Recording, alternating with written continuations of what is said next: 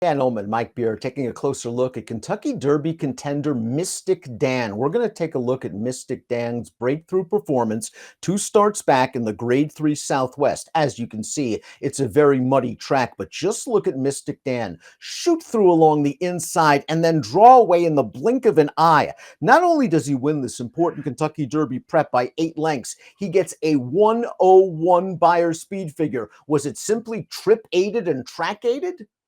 That's a question you're going to have to, decipher as you move on towards the first Saturday in May, Dan. That race, I believe, and I didn't look this up, but if you're a figure guy, that makes him second fastest, I think, to fierceness on the way into the Kentucky Derby, if he can somehow find a way to repeat that performance. And listen, he got a perfect trip that day, and it was a wet track, but he ran big.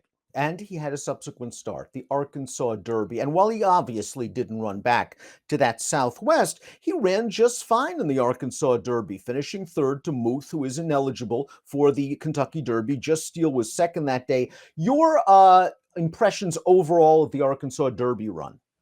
I'm not a fan of the race overall. Mystik Dan, I thought, ran fine in there, but when I went back through the race, Dan, I didn't really see any excuse from it in there. Maybe you disagree. I thought he was on the outside most of the way, but I didn't think that really mattered.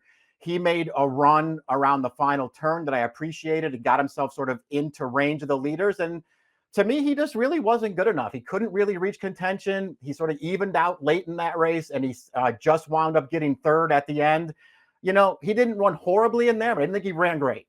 I think it's worth noting that this horse has done some good work at Churchill Downs in the past. He was a maiden winner sprinting by open lengths at Churchill last fall, and ever since getting to Churchill to prepare for the Kentucky Derby, he seems to be working very well. 5/8 of a mile, 59 and change on April the 20th leading up to this race. So it looks like he's coming into the race in good form, Mike. I know you're really not a big horse for course guy.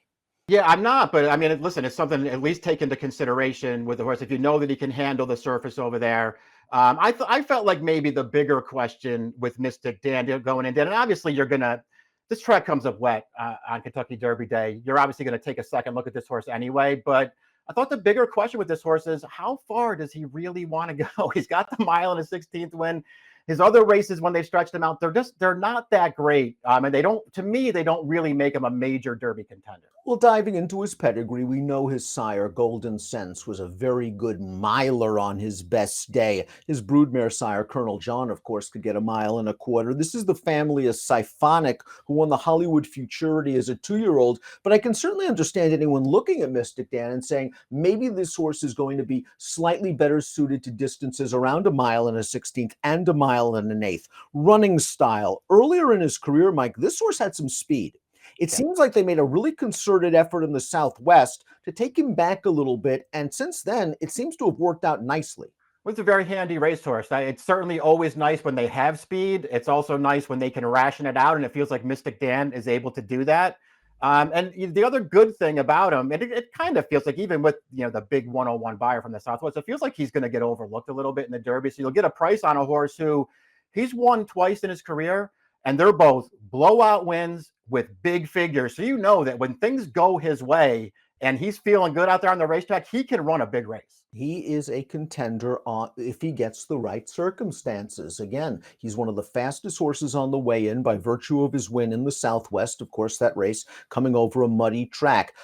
He has won at Churchill Downs. He's working well. He's very well connected with Kenny McPeek doing the saddling. Brian Hernandez Jr. was aboard for that Southwest win. It was a beautiful ride, and he was aboard for the Arkansas Derby. Mystik Dan has that very fast race 2 starts back, and if it rains at Churchill Downs on the first Saturday in May, look out.